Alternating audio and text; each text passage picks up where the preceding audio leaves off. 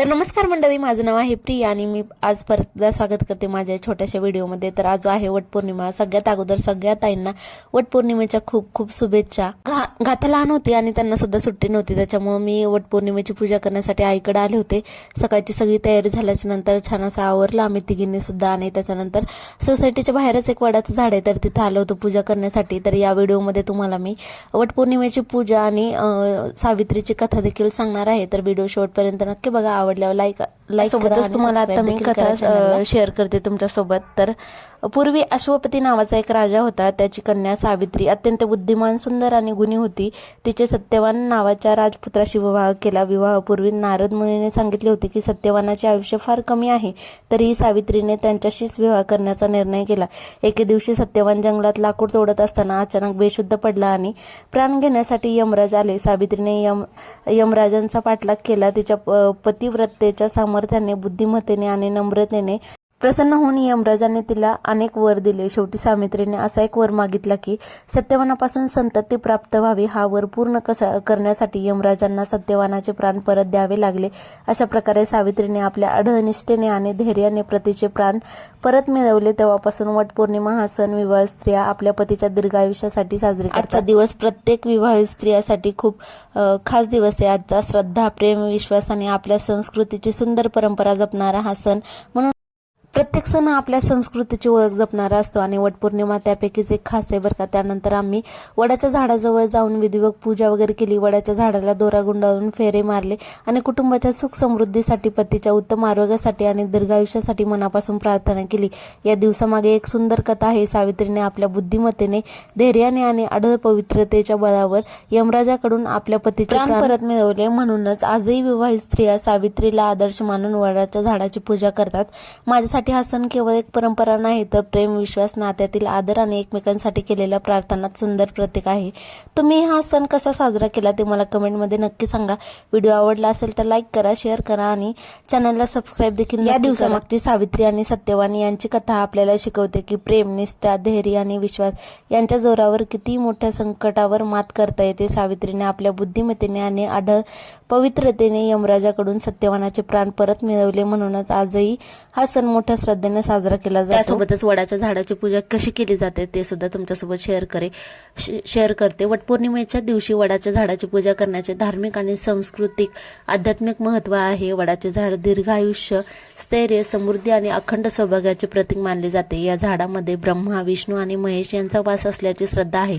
म्हणून या दिवशी विवाहित स्त्रिया वडाच्या झाडाची मनोभावे पूजा करून आपल्या पतीच्या दीर्घ आयुष्यासाठी, उत्तम आरोग्यासाठी आणि सुखी संसारासाठी प्रार्थना करतात. पूजेची सुरुवात वडाच्या झाडाला पाणी अर्पण करून केली जाते. त्यावर हळदी. वटपौर्णिमेच्या दिवशी झाडाची पूजा करण्यामागचे धार्मिक आणि सांस्कृतिक आध्यात्मिक महत्व आहे. वडाचे झाड दीर्घायुष्य, स्थैर्य, समृद्धी आणि अखंड सौभाग्याचे प्रतीक मानले जाते. या झाडामागे ब्रह्मा, विष्णू आणि महेश यांचा वास असल्याची श्रद्धा आहे. म्हणून या दिवशी विवाहित स्त्रिया वडाच्या झाडाची मनोभावे पूजा करून आपल्या पतीच्या दीर्घायुष्यासाठी, उत्तम आरोग्यासाठी आणि सुखी संसारासाठी प्रार्थना करतात. पूजेची सुरुवात वडाच्या झाडाला पाणी अर्पण करून केली जाते. त्यानंतर हळदी, कुंकू, अक्षता, फुले आणि फळे अर्पण केली जातात. झाडाच्या मुळाशी दिवा आणि अगरबत्ती लावली जाते. त्यानंतर वडाच्या झाडाभोवती कापसाचा किंवा पवित्र दोरा गुंडाळून 7 फेरे घातले जातात. प्रत्येक फेरी दरम्यान मनात देवाचे स्मरण करून पतीच्या दीर्घायुष्यासाठी, कुटुंबाच्या सुख समृद्धीसाठी आणि सर्वांच्या आरोग्यासाठी प्रार्थना केली जाते. वटपौर्णिमेच्या पूजेनंतर सावित्री आणि सत्यवानाची कथा ऐकण्याची किंवा वाचण्याची परंपरा आहे. कथेतून प्रेम, निष्ठा, धैर्य आणि अढळ विश्वास यांचे महत्त्व सांगितले जाते. सावित्रीने आपल्या बुद्धिमत्तेने आणि पवित्रतेच्या सामर्थ्याने यमराजाकडून सत्यवानाचे प्राण परत मिळवले. त्यामुळे आदर्श पतिव्रता मानली जाते. वडाचे झाड वर्षानुवर्ष हिरवेगार राहते, भरपूर सावली देते आणि अनेक जीवांचा आधार देते. म्हणून हे झाड दीर्घायुष्य, संरक्षण आणि अखंड जीवनाचे प्रतीक मानले जाते. वटपौर्णिमेची पूजा ही केवळ एक धार्मिक परंपरा नसून प्रेम, विश्वास, कुटुंबातील एकता आणि आपल्या संस्कृतीची सुंदर वारसा जपण्याचा संदेश देणारा सण आहे.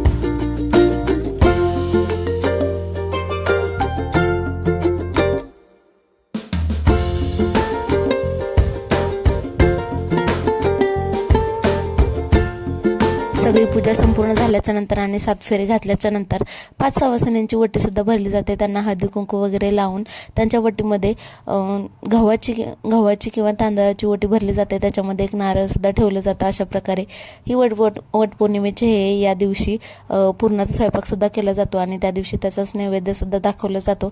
तर प्रत्येकाची पूजा करण्याची पद्धत ही सुद्धा वेगळी असू शकते. त्यामुळे आजचा व्हिडिओ जर तुम्हाला आवडला असेल तर नक्की चॅनलला लाईक करा, शेअर करा आणि चॅनलला देखील नक्कीच सबस्क्राईब करा. भेटू आपण पुढच्या एका छान व्हिडिओसोबत. तोपर्यंत धन्यवाद.